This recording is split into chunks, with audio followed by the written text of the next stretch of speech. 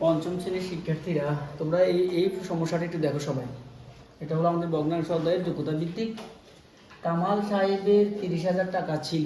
কামাল সাহেবের কত টাকা ছিল? 30,000 টাকা ছিল। আচ্ছা, তারপরে কি লিখলাম? তিনি এই টাকা থেকে বিদ্যালয়ে 4/1 অংশ ও 3/2 অংশ গরিব লোকদের মাঝে বিতরণ করলেন। কথাটা খেয়াল করো।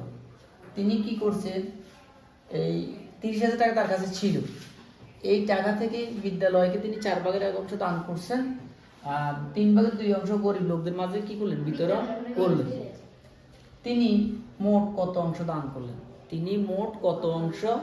করলেন? এখন আমরা তাহলে অংশ বের করতে, তাহলে আমাদের কাজটা কি করতে হবে? বিদ্যালয় এবং গরিব লোকদের মাঝে তিনি যে টাকাটা বিতরণ করছেন সেটা আমরা কি করতে হবে?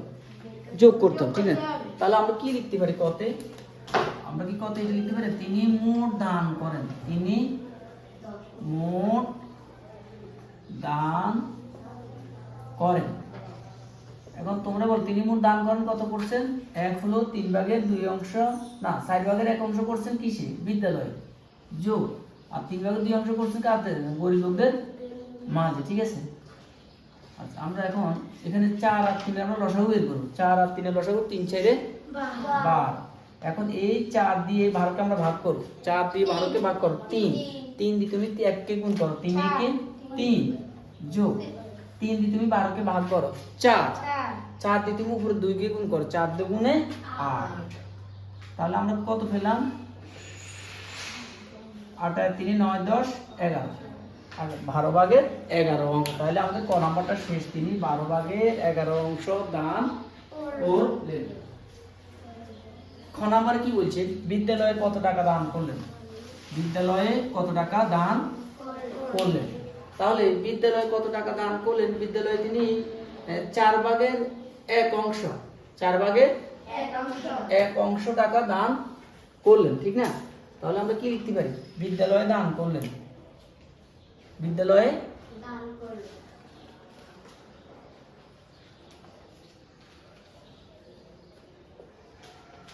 বিদ্যালয়ে দান করলেন।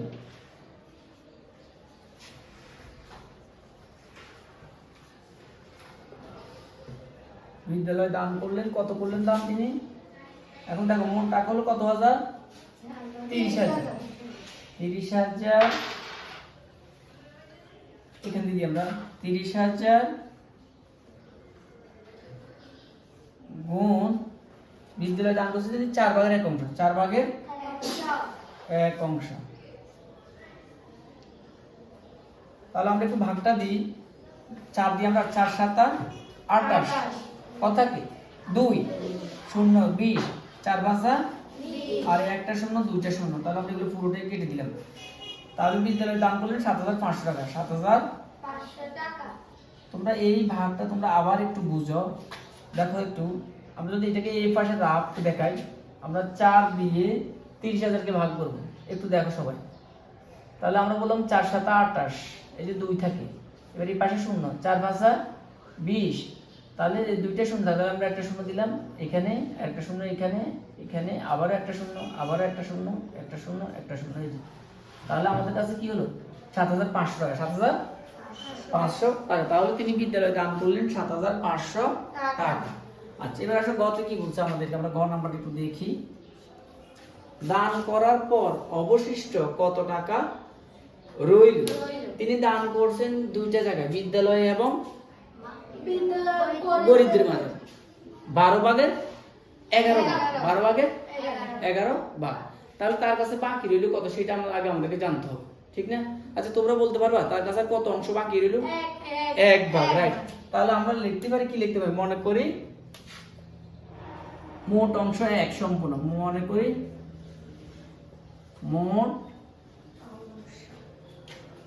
মোট কি বলছি কেন? মোট টাকা আমরা লিখি 1 সম্পূর্ণ। 1, আমরা এটাকে অংশ দিয়ে নিব। তো বাকি রইল বা অবশিষ্ট রইল, অবশিষ্ট রইল। এখন আমরা এই 1 বিয়োগ ওই যে 12/1 কত ভাগ দিয়ে দিছে সে? 11 ভাগ। আমরা এই কাজটা একটু এখান দিয়ে করি।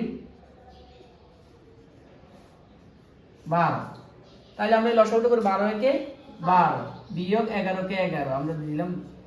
এখন আসো তাহলে 12 ভাগের 1 ভাগ, 12 ভাগের ওই যে ও বলছো না যে 12 ভাগের 1 অংশ তার কাছে বাকি আছে, তাহলে অংশের হিসেবে তার কাছে বাকি রইল 12 ভাগের 1 ভাগ। এখন আমাদেরকে টাকায় নিতে হবে, কিসে নিতে হবে? টাকা। তাহলে আমরা ওই 30,000 এর 12 ভাগের 1 ভাগেই তার কাছে আছে। এখন আমরা লিখব তাহলে বাকি রইল, এটা এখান দিয়ে লিখি আমরা, এখান দিয়ে দেখা যায় প্রথম বাকি রইল 30,000 গুণ 12 ভাগের 1 ভাগ। এখন 12 দিয়ে তুমি এখানে ভাগ দাও, 12 দুগুণে এই দেখো এই ভাগটা আমরা এখান দিয়ে দিতেছি, 12 দুগুণে 24, হয় কত? 10 থেকে 6 গেলে 6, নামালাম 0, 5 12 4, হ্যাঁ এখানে দুটো শূন্য আমরা এখানে লিখে দিলাম, দুটো শূন্য দিয়ে দিলাম শেষ। তাহলে 2500 কত হাজার? তাহলে আমরা এই 12 কাটলাম, এগুলিও কাটলাম, 2500। তাহলে উত্তর আমরা কত লিখতে পারি? তার কাছে টাকা হলো 2500 টাকা।